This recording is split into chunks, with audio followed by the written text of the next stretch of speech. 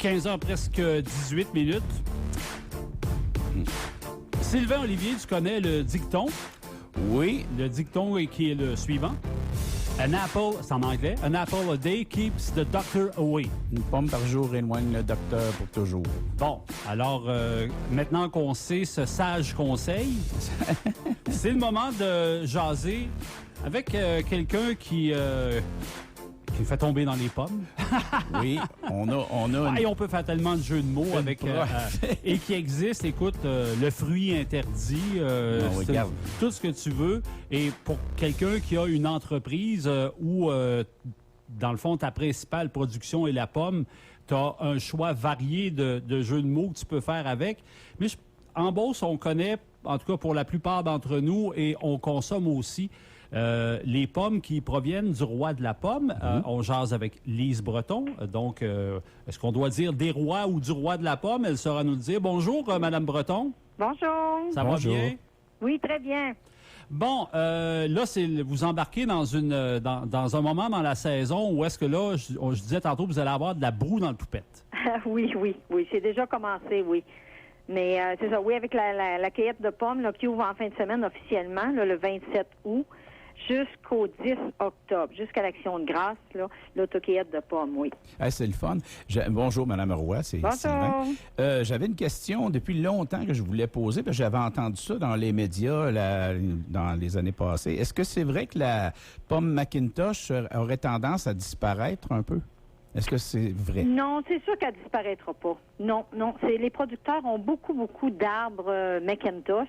Okay. Donc, elle va pas, non, c'est ça. Mais on voit avec les années, par contre, que là, peut-être 30 ans, les gens nous disaient as-tu de la Macintosh? As-tu de la Macintosh? Oui. Les gens, c'était Macintosh, là 30, 35 ans, 40 ans. Là, à présent, ils nous disent as-tu juste de la Macintosh?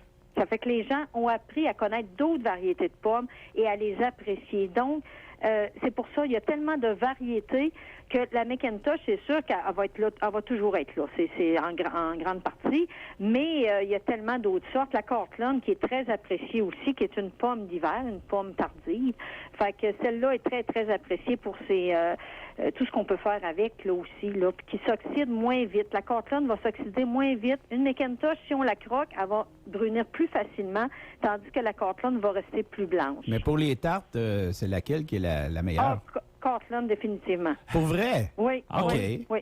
Macintosh, c'est bon pour le jus, parce qu'une Macintosh a beaucoup de jus à l'intérieur. Quand on croque dedans, là, elle est croquante, puis il y a beaucoup de jus à l'intérieur. Donc, pour les jus, les gens là qui en font, là, qui vont presser leurs pommes pour du jus, là, souvent, ils vont travailler avec la Macintosh et la Cortland pour aller chercher l'acidité de une puis le jus de l'autre. OK. C'est combien de variétés de pommes que vous cultivez au roi de la pomme? On a une douzaine de variétés ici. Mon Dieu. Là, l'auto-cueillette, parce que je présume que vous avez commencé de votre côté à faire de la cueillette maison, dans le fond, pour vendre des paniers déjà faits. Oui. Quelles sont les variétés qui sont prêtes? Parce que je veux comparer que chez nous, on a des pommiers, là, puis il y en a cette année, c'est l'abondance dans les arbres, là. Oui. Peut-être moins comparativement à nous ici, qui a moins que les années antérieures. Ah ouais? L'an passé, ça avait été une année à oublier parce qu'il y avait eu un gel après la fleur. Donc, au niveau de la nouaison, quand la pomme colle après pour vraiment se développer, là, c'est là que ça avait fait avorter, puis on n'avait pas eu beaucoup de pommes l'année passée.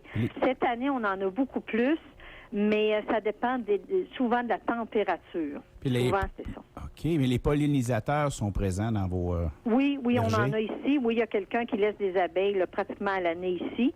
Ça fait qu'on a, oui, pour ça va bien pour la pollinisation. Mais c'est, comme je dis, toujours du côté température. Avec le gel qu'on a eu l'an passé, moins de pommes. Cette année, la température est pas comme équilibrée. Comme là, c'est très, très chaud, là. Et puis, à un moment donné, on a beaucoup de pluie en même temps. Après ça, c'est très, très chaud. Fait que c'est sûr que ça l'aide pas vraiment pour la culture, là. Puis on le voit au niveau même provincial cette année, là. Il y a eu beaucoup de grêle et de gel. Nous, on a été exempt de la grêle pour l'instant, en tout cas. On parle toujours du moment où on se parle. Il n'y a pas eu de grêle, mais je sais qu'ailleurs, il y a eu, oui, de la grêle qui détruit en partie la pomme, parce que quand elle grossit, tu vois la marque de la grêle qui est là, puis c'est ça fait des dommages, beaucoup de dommages.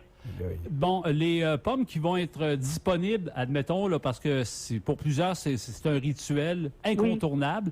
Oui. Là, c'est sûr qu'on est tôt en saison. Il y en a qui préfèrent attendre plus tard quand c'est un petit peu plus frais, c'est plus agréable, aussi il y a moins de mouches, tout ça. Mais les variétés qui sont prêtes là, pour l'autocueillette? Comme en fin de semaine, là, on continue avec la Melba. Il va rester encore un petit peu de Melba parce que c'est une pomme d'été, donc ça dure pas très longtemps. On va avoir de la Sunrise, qui est une variété de pommes qui est plus sucrée, qui fait pas une très grosse pomme, mais qui est plus sucrée. Puis on commence avec la Polarade qu'on a ici, là, plus de pommiers dans ça, la Polarade. Ça fait que on commence avec celle-là qui va être au moins deux semaines là, qu'on va être dans la Polarade. C'est pour ça que quand les gens viennent, puis qu'ils nous arrivent en début de saison, puis qu'ils nous disent je viens chercher ma Cortland, ben là, il faut leur dire que la Cortland, c'est en fin de saison. Fait qu'ils ont toutes comme leur temps de maturité puis de cueillette. Fait que là, en fin de semaine, c'est ces 3 variétés-là qu'on va avoir. OK. Puis la pomme, la fameuse pomme que les gens utilisent pour faire des cidres de pommes, c'est laquelle? Souvent, on va travailler avec McIntosh et Cortland.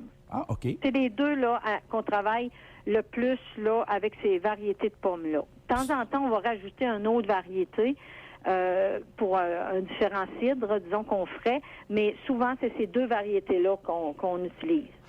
Je voulais savoir aussi, parce que le temps file vite, au niveau de votre production, est-ce que vous en fournissez à des gens qui vont fabriquer d'autres choses à partir de la pomme? Et je pense qu'aussi, vous avez quand même quelques produits, outre la pomme, à l'état brut que vous offrez?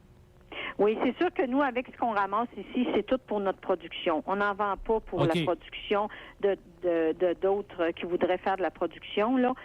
Non, toute notre transformation. Avec la pomme qu'on ramasse ici, on fait notre transformation. Souvent, celle qui est laissée dans les arbres après l'autocueillette, qui est, disons, moins belle un petit peu ou qui est restée plus verte, on va la ramasser parce que pour nos transformations, les cidres et les mous de pomme sans alcool, on prend vraiment la pomme dans l'arbre. On ne prend pas la pomme par terre. Est-ce que vous faites du cidre de glace? Oui, aussi, oui. Depuis 2004 qu'on fait le cidre de glace. On a commencé avant même de faire nos autres productions de cidre. On avait laissé des pommes dans les arbres à cause encore de la température, on n'avait pas pu ramasser nos pommes à la fin de la saison. Okay. Les pommes étaient restées dans les arbres, il y avait gelé là. Fait qu'on ne pouvait pas les prendre pour la consommation. Ils ne se seraient pas conservés. Fait que là, on avait commencé justement à ramasser nos pommes au mois de février pour faire notre cidre de glace. Fait que c'est là qu'on a commencé en 2004 à faire le cidre de glace et en 2006 avec les autres productions. La marque de votre cidre vous en faites du cidre de glace d'ailleurs? Oui. OK, la marque de votre cidre de glace? Là, c'est le R de glace. R de glace, OK. Oui, R, là. Oh oui, comme le film. Non, avec le mammouth, c'est ça. Okay, le mammouth, dans le fond de la bouteille, il y a le mammouth, oui. OK. Ah, cool. Intéressant, ça. Vous n'avez pas eu de poursuite de Pixar ou Disney, là? Non, faudrait pas. Non, hein? Non, mais en tout cas, c'est pour vous, là, c'est le gros, c'est vraiment la période roche de la saison là, qui commence. Fait qu'on va inviter les gens, évidemment, à vous suivre. Vous avez une page Facebook et aussi le site Web. Et c'est toujours une belle activité, puis à faire en famille aussi. Oui, c'est sûr que les gens, là, pour les photos aussi, là, quand ils viennent aux pommes, là, avec les enfants, les petits-enfants, c'est super, ça fait des belles photos. Puis c'est agréable aussi de sortir en plein air comme ça. Trippant. Bien, c'est toujours un plaisir de parler avec les producteurs et en l'occurrence avec vous. De toute façon, on finit toujours par avoir ici, là, dans les prochaines semaines, on va avoir de vos pommes là, qui vont être dans la cuisine, puis tout le monde va se servir, puis tout le monde va être heureux. On va tous avoir des belles dents propres et pas de médecin pour les prochains jours. C'est une bonne idée, ça. Oui. Merci beaucoup, Mme Breton. Merci, Mme Breton. C'est moi qui vous remercie. Bonjour. Au revoir et bonne continuation, comme on dit. Lise Breton, donc, est roi de la pomme, tout le monde connaît, et tout le monde dans le coin ici a au moins une fois dans sa vie mangé des pommes qui proviennent du roi de la pomme parce que c'est un incontournable. Oui, monsieur.